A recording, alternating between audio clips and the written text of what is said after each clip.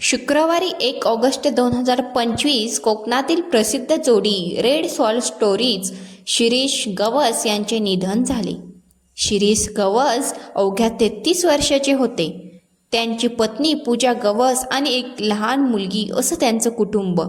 कोरोनाच्या काळात पत्नी पूजा गवस व मुलीला घेऊन कोकणात स्थायिक झाले. कोकणातील पारंपरिक रेसिपीचे व्हिडिओ बनवायला सुरुवात केली. कोविड काळामध्ये अवघ्या काहीच महिन्यामध्येच रेड सॉल्ट स्टोरीज या त्यांच्या चॅनेलला प्रचंड यश मिळालं. तब्बल 2 लाख सबस्क्राईबने डोक्यावर घेतलेली ही जोडी प्रसिद्ध झाली होती. 10 दिवसापूर्वी शिरीष गवस हे ठणठणीत होते, पण त्यानंतर अचानक एके दिवशी चक्कर आली. ते 4 तास बेशुद्ध होते. त्यांना गोव्यातील हॉस्पिटलमध्ये दाखल करण्यात आले.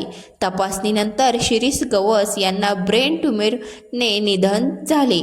मुंबईत राहणार हे जोडपं आपली आवड जोपासण्यासाठी गावी गेलं होतं. दोघांनी केवळ 1ही रुपया न कमवता तब्बल 1 वर्ष आपली बचत आणि कुटुंबाचा आधार घेत यूट्यूबचा मार्ग निवडला होता.